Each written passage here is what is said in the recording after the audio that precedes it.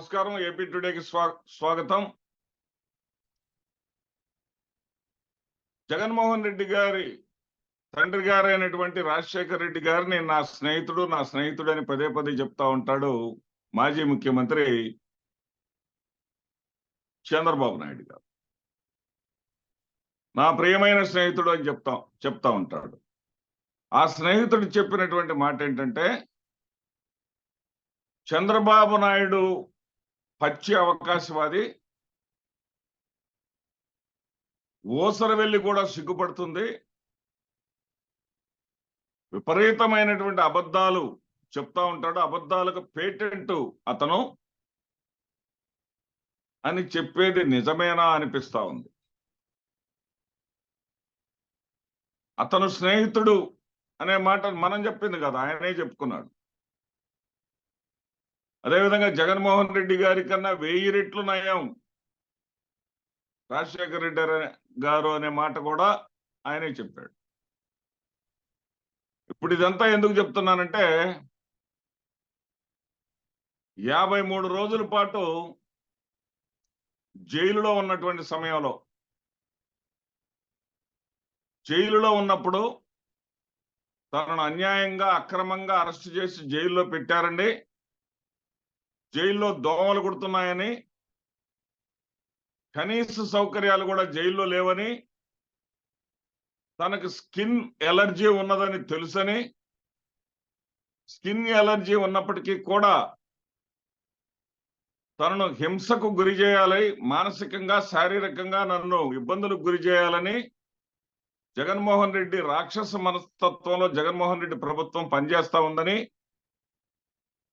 అందువల్ల తనకు జైల్లో ఏసీ కూడా పెట్టలేదని చెప్పాడు. అంటే జైల్లో తనకు ఏసీ లేదు అని చెప్పేసి అటు న్యాయ వ్యవస్థకు అధికార వ్యవస్థకు లేఖలు రాసి మరీ ఏసీ పెట్టించుకున్నాడు. లేని రోగాలను 100 రకాల రోగాలను, అంటే ఇక నేరం రుజుమైంది, ప్రాథమిక రిపోర్టుని తిరస్కరించే స్థితిలో న్యాయస్థానం లేదు,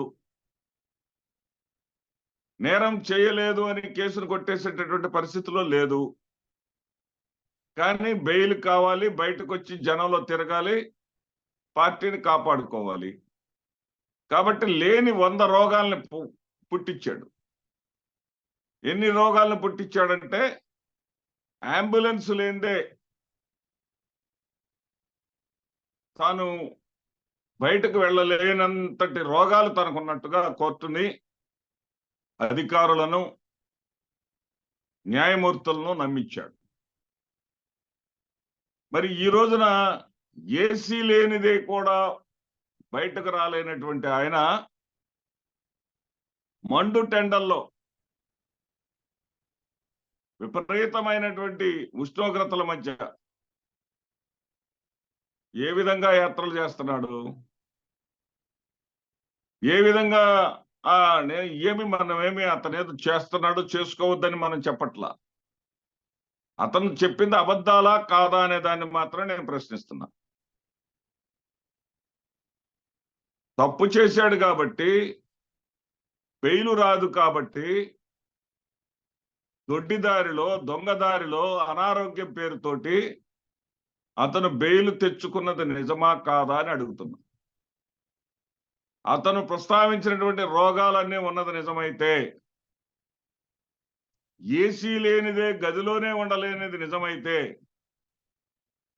ఈ ఎండల్లో అతను ప్రచారం చేయగలడా అని అడుగుతా ఉన్నా. అంటే తన అవసరాల కోసం, తన కోసం ఎంతటి అబద్ధానైనా సరే సృష్టించగలడు. తన యొక్క పనిని సాధించుకోవటం కోసం ఎలాంటి కట్టుకథలైనా సరే అల్లగలడు. ఆ కట్టుకథలను నిజమైనటువంటి కథలు అన్న విధంగా ప్రజలను నమ్మించడానికి తనకున్నటువంటి పచ్చ మీడియా సహాయ సహకారాలు ఎల్లప్పుడూ ఉండనే ఉంటాయి. పచ్చ మీడియా ఒక అడుగు ముందుకేసి పులివెందల నుంచి ఏకంగా దోమలను ప్రొడ్యూస్ చేసి జైల్లో వదిలేరని కూడా చెప్పాడు సాంబశివరావు, TV5 సాంబశివరావు. ఎంత దుర్మార్గంగా ఉన్నాడో చూడండి చంద్రబాబు నాయుడు గారి పట్ల అని కూడా టీవీ5 సాంబశివరావు వ్యాఖ్యానించింది మనం చూసాం.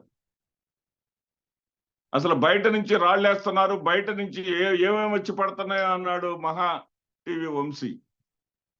అసలు చంద్రబాబు నాయుడు ప్రాణాలు దక్కుతాయా దక్కవా, ఈ రాష్ట్ర ప్రజలందరూ కూడా ఆర్తనాదాలు పెడుతున్నాడు అన్నాడు ఏబిఎన్ రాధాకృష్ణ.